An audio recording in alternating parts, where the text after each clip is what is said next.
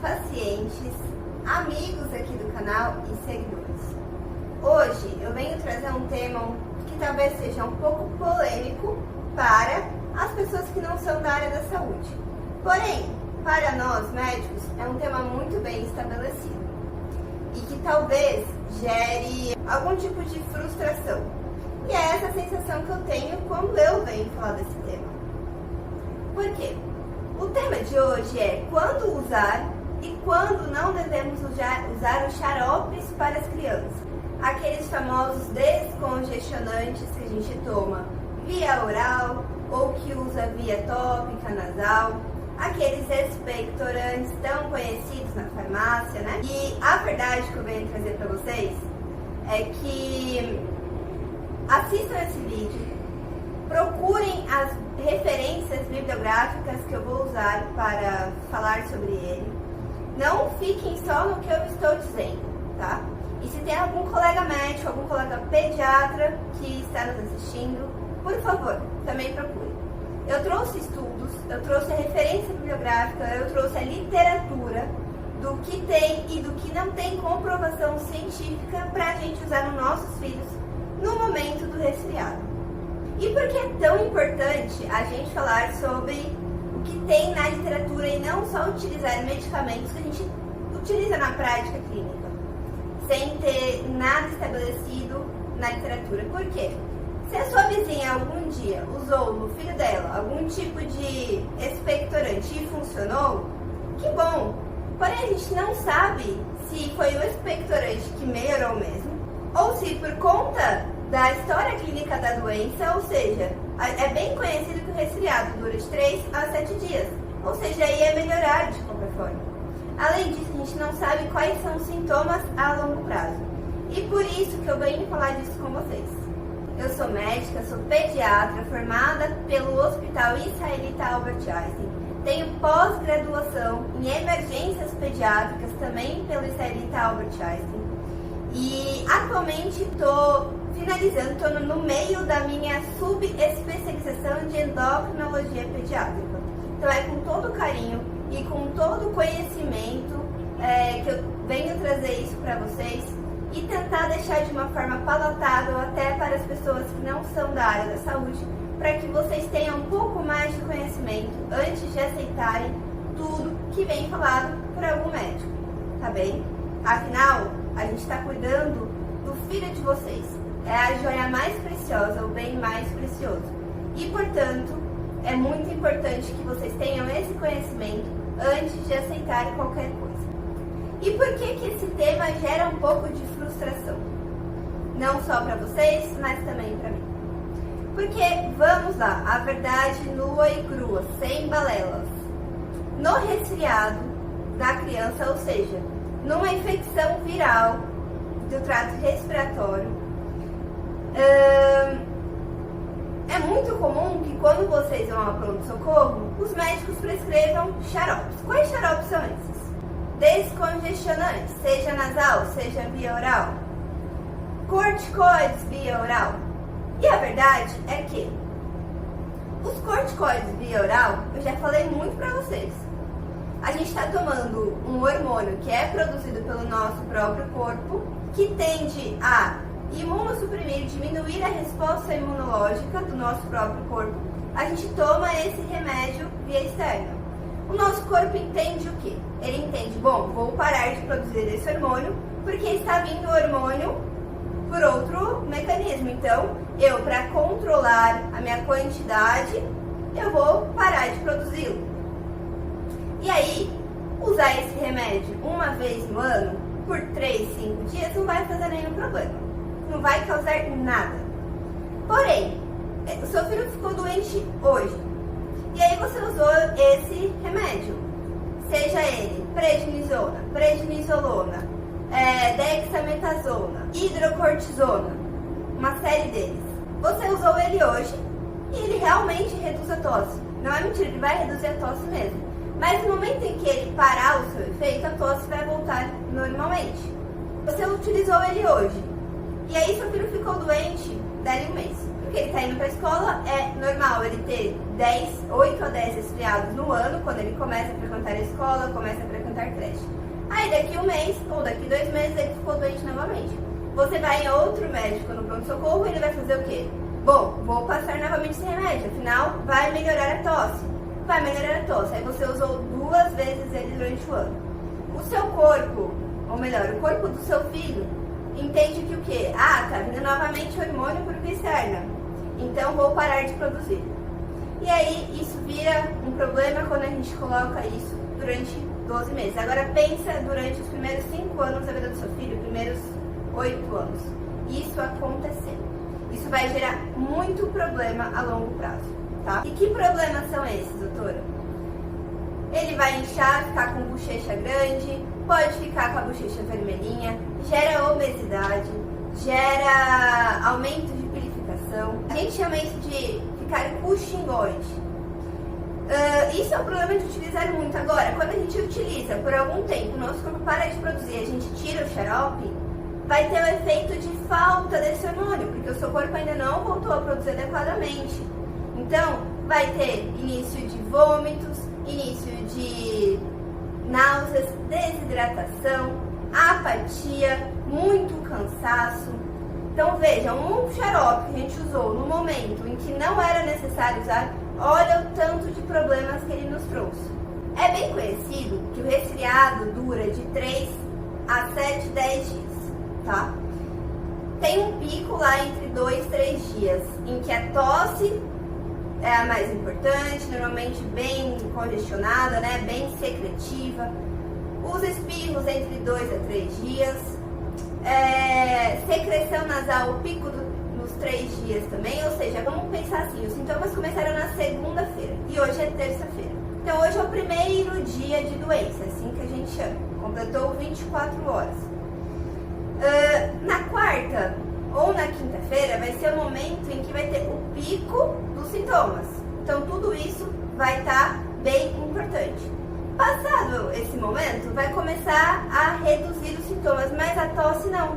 A tosse vai durar com certeza 10 dias. Ou seja, você vai no pronto-socorro, o médico prescreve o xarope de corticoide. Esse xarope vai fazer com que seu filho reduza a tosse no momento em que está usando.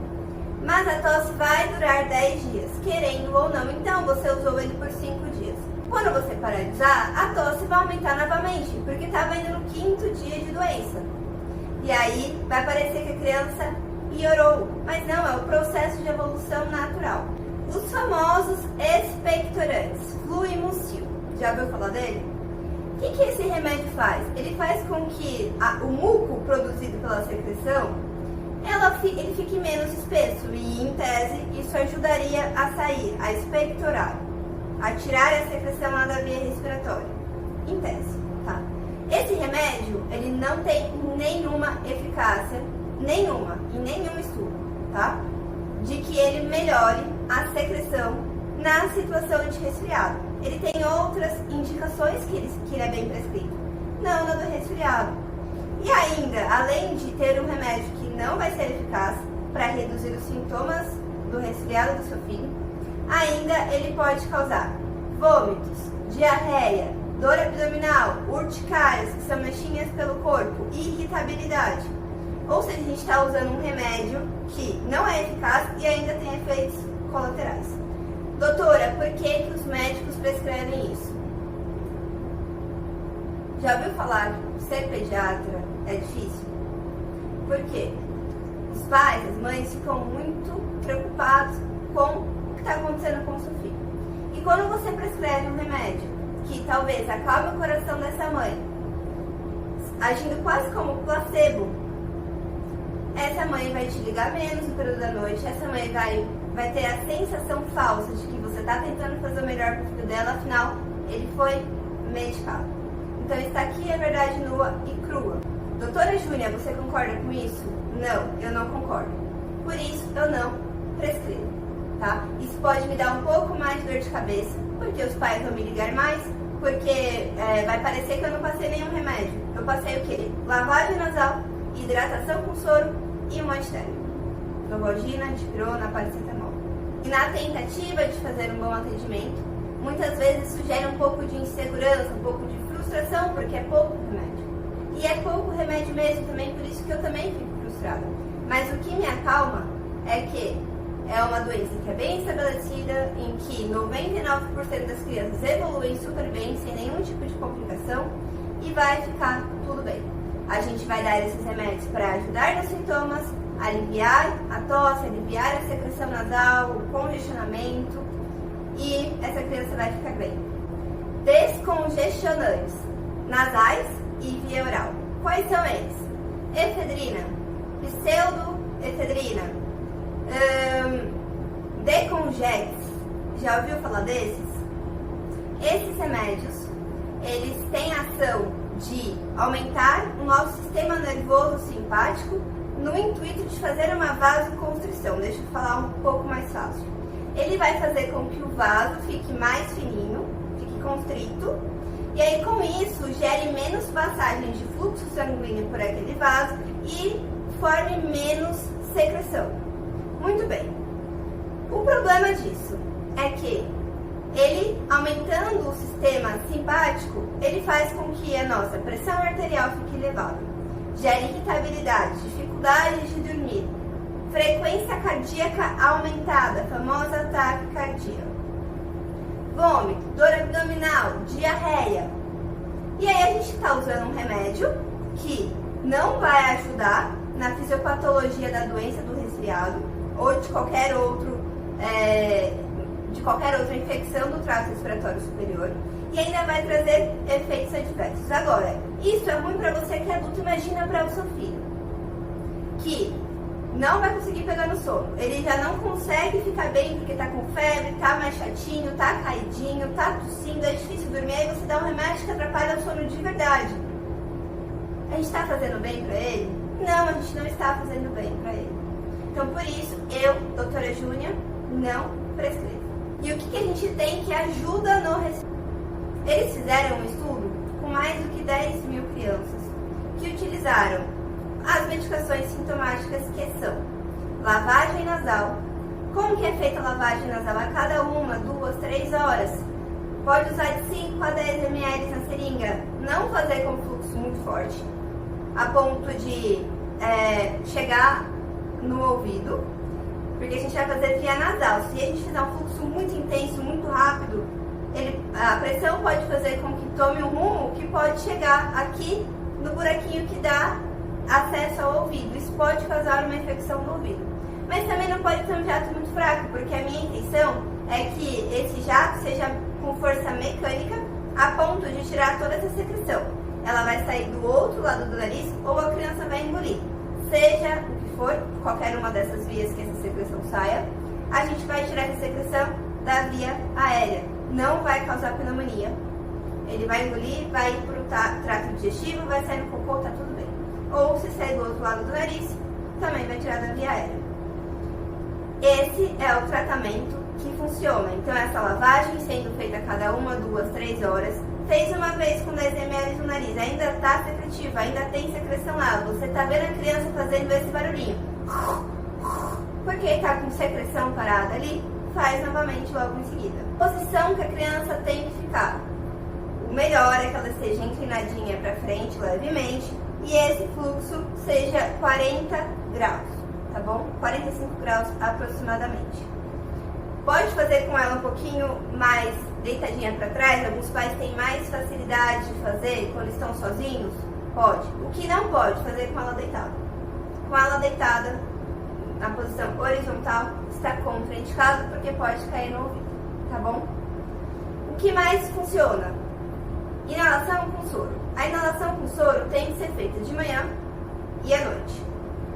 Ela é extremamente essencial? Não. Ela vai ajudar a fluidificar um pouco essa mucosa e esse muco que está parado. Mas ela não é extremamente essencial nas situações em que vai gerar mais desconforto para a criança, ela vai chorar mais, vai produzir mais muco. Então, a criança que não consegue fazer inalação com soro porque chora muito, fica desesperada, muito agitada, não precisa fazer. O que precisa fazer é a lavagem nasal, certo? E os antitérmicos, dipirona, paracetamol. Atenção! Ibuprofeno é um anti-inflamatório. Ibuprofeno está contraindicado na situação de resfriado. Por que ele está contraindicado? Porque ele é um anti-inflamatório, o próprio nome já fala. O mecanismo de ação dele é reduzir as nossas ações inflamatórias do corpo, as nossas reações fisiológicas para combater o vírus. Então, além de não fazer bem, ainda vai fazer com que atrase mais a melhora dessa criança. Mas, doutor, o médico prescreveu porque é baixa febre. Sim, ele é baixa febre. Mas, no momento do resfriado, o melhor a se usar é só o antitérmico. Legal? Existem outras situações em que o anti-inflamatório é muito bem-vindo, como, por exemplo, dor de garganta. Eu queria aproveitar para desmistificar um conhecimento leigo comum de que o resfriado pode causar dor de garganta. A tosse pode causar dor de garganta e por isso seria necessário usar um antibiótico. A dor de garganta que o resfriado causa é pela inflamação da mucosa respiratória. É diferente daquela infecção de garganta causada por uma bactéria que acontece nas crianças após os 2 anos de idade. Normalmente após os 4 anos de idade. A criança pequena, a criança de 0 até 4 anos, ainda não tem amígdala formada. A partir dos 2 anos começa a formação da amígdala. Então é impossível a criança menor do que 2 anos de idade, em 99% das vezes, ter uma infecção bacteriana da amígdala. E por isso o antibiótico está contraindicado no resfriado comum. Além de matar as bactérias boas do nosso intestino, ele não vai fazer com que o resfriado melhore mais rápido ou diminua os sintomas. E pior, ele não vai fazer com que previna de ter infecções secundárias do resfriado. Ou seja, sabe aquela criança que ficou resfriada e evoluiu com otite, ou seja, infecção do ouvido? Ou aquela criança que estava resfriada e evoluiu com pneumonia? Ele não vai impedir que isso aconteça.